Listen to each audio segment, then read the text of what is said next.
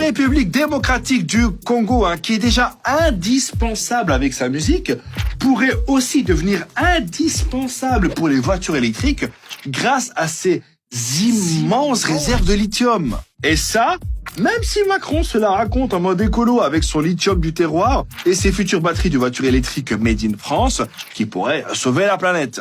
Du coup, on va voir pourquoi c'est peut-être avant tout la RDC qui nous sauvera et surtout qui permettra d'arrêter les lancers de sauce tomate sur les Van Gogh.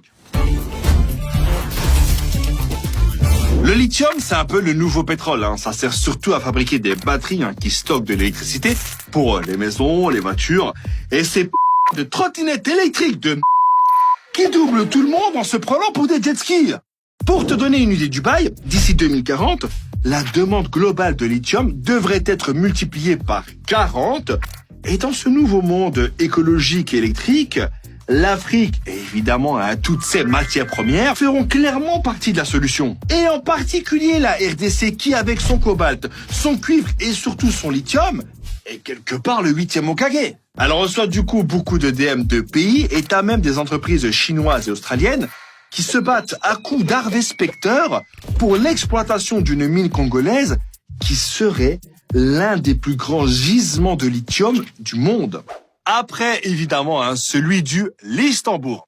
Faut savoir que les Chinois sont les leaders mondiaux de la production de batteries et ont le plus gros marché de voitures électriques. Et les Australiens, eux, ont de grandes réserves de lithium et ont donc déjà pas mal d'expérience. Et quand tu sais que rien qu'en 2021, le prix du lithium a été multiplié par 5, tu comprends que, contrairement à certains membres de l'Assemblée nationale, ces mecs adorent l'Afrique. Comme moi, j'adore ceux qui s'abonnent à la chaîne.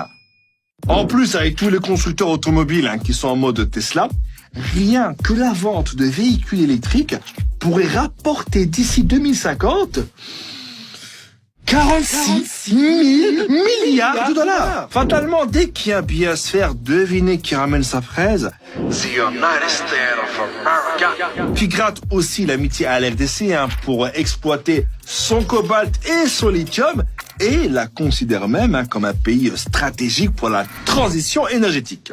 Les États-Unis ont discuté du développement du secteur minier avec le président congolais, mais ils ont posé des conditions avant d'y ramener des investisseurs américains, comme par exemple mettre la corruption en mode avion. Sauf que selon certains, quand les Américains parlent de corruption, ils parlent surtout des entreprises chinoises qui sont majoritaires dans le secteur minier en RDC. Même si déjà fin 2020, le président congolais avait appelé à un audit des partenariats miniers avec les entreprises chinoises. Parce que je pense qu'il sait bien que les contrats signés sous l'ère Kabila, quand tu les touches, même si après tu frottes fort, l'odeur de la corruption ne part pas. Ouais, à l'époque, Kabila aurait signé des contrats de plusieurs milliards avec des boîtes chinoises en mode « Vous me donnez les infrastructures nécessaires et en échange, contrairement à Gollum, je vous donne mon précieux. » Mais attention, la RDC veut aussi exploiter son propre lithium. Elle a inauguré un centre de recherche et de formation pour fabriquer ses propres batteries et elle a même un conseil congolais de la batterie. Bon, il faut pas que ça aille trop loin non plus. Bonjour, je suis le ministre des batteries, des recharges, des câbles USB-C, des 48 volts. Vous savez quoi? Je vais vous donner ma carte. N'hésitez pas à m'appeler, si vous avez de la batterie. Vous savez, dans notre parti politique HDMI, on a beaucoup d'humour. De leur côté, les Chinois, quand ils voient ça, ils n'hésitent pas à aller voir ailleurs. Et quand je dis ailleurs, c'est ailleurs en Afrique. Bah ouais, ils vont pas aller en Belgique, fieu. T'imagines bien que chez nous, à part des frites et les Gilles de Binge, il y a que dalle. Par exemple, l'un des plus grands producteurs chinois de lithium au monde a annoncé mettre 130 millions de dollars pour une participation dans une mine au Mali qui serait considérée comme étant un peu la Rolls-Royce du lithium.